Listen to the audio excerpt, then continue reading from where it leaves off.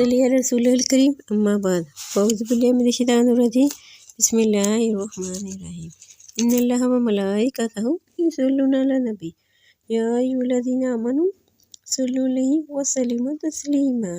बेशक अल्लाह ताला और उसके फरिश्ते नबी मुकर्रम सल्लल्लाहु अलैहि वसल्लम पर दुरूद भेजते हैं।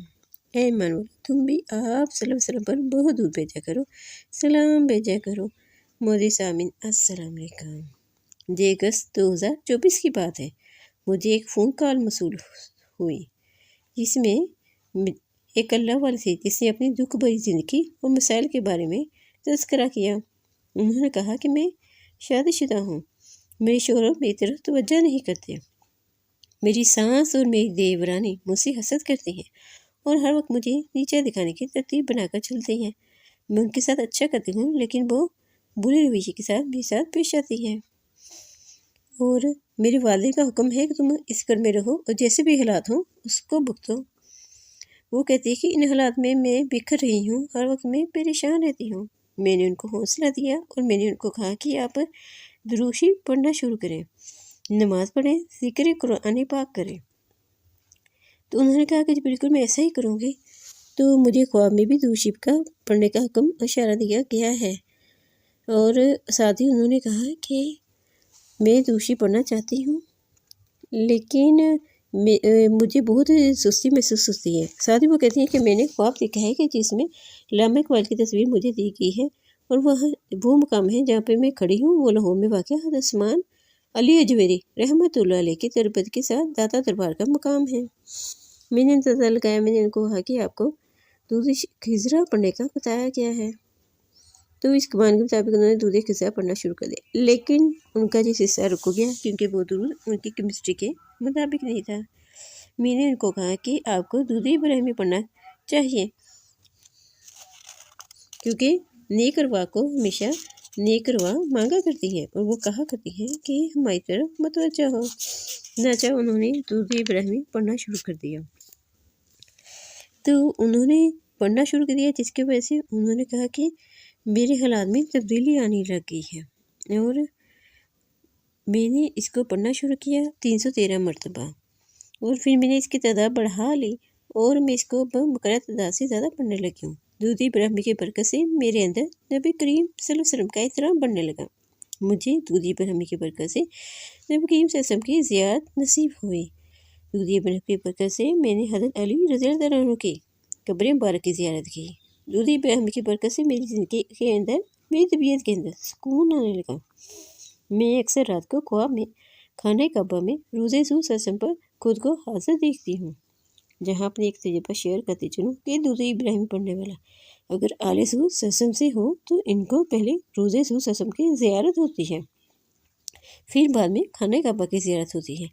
गैर सईद अगर दूध इब्राहिमी के सफ़र में हो तो पहले इसको खाना काबा की ज़ियारत होती है, फिर रोज़े सल्लल्लाहु की ज़ियारत होती है।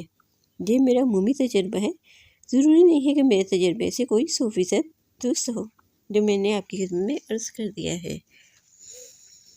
इससे हमें मालूम होता है कि मुसलसल दूध इब्राहिमी की वजह से जो बुरे से आते हैं, जो बुरे ख्वाब आते हैं वो ख़त्म हो जाते हैं, बल्कि वो खैर की राह पर चल जाता है। वो बहन बयान करती हैं कि एक बार मैंने ख्वाब देखा कि एक बहुत बड़ा महल है जिसकी खूबसूरती को अल्फाज में बयान नहीं किया जा सकता। इसका मार्बल मोतियों की तरह चमक रहा है। सफ़ेद रंग का मोती की तरह महल में देखती हूँ तो मैं हैरान हो जाती हूँ और पूछती हूँ ये महल किसका है।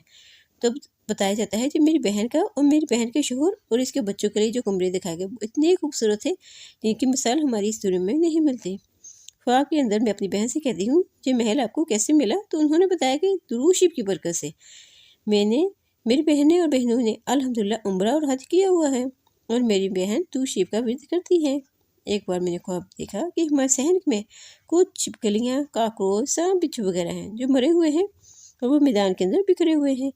मैंने इनसे अर्ज़ किया कि शैतानी और गंदी चीज़ें जो आपके घर में रहाइश पज़ीर थी, इनसे निजात मिलने की निशानी है और इनसे छुटकारा मिलने की तरफ इशारा दिया जा रहा है। इस तरह इनके दूध इब्राहिमी का सफ़र जारी रहा जिसकी वजह से इनका शोहर इनकी इज्जत करने लग गया। एक दिन वो कहती है कि मैंने ख्वाब में देखा कि वो अपने कमरे में मौजूद है जिसमें घर के सारे अफराद होते हैं پھر باتوں کی بات آتی ہے، ہم دروازہ کھولتے ہیں تو ہمارے گھر کے برآمدے میں ہمارے باقی رشتے دار اور میرے والدین موجود ہوتے ہیں۔ اسی طرح ہم دیکھتے ہیں کہ ہمارے گھر کے صحن کی زمین پر چھپکلیاں، کاکروچ، سانپ بچھو نکل کر ہمارے گھر سے باہر جا رہے ہیں اور وہ ہزاروں لاکھوں کی تعداد میں ہوتے ہیں۔ میں نے ان سے عرض کیا کہ دوشی کی فکر سے آپ لوگوں کے درمیان جو اختلافات تھے، نفرتوں کا زہر تھا، وہ ختم ہو گیا، اپنائیت نصیب ہو گئے۔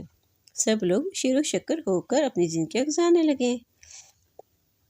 اسی دوران وہ بتاتی ہے کہ اللہ والی بتاتی ہے کہ میں نے خواب میں دیکھا کہ بہت اندھیرا ہے اور اس کے اندھیرے میں بہت پریشان ہوتی ہوں، ساتھ ہی بہت گہرے میں راستے پر چل رہی ہوتی ہوں تو اچانک ایک محل آ جاتا ہے جو موتی کی طرح چمک رہا ہوتا ہے۔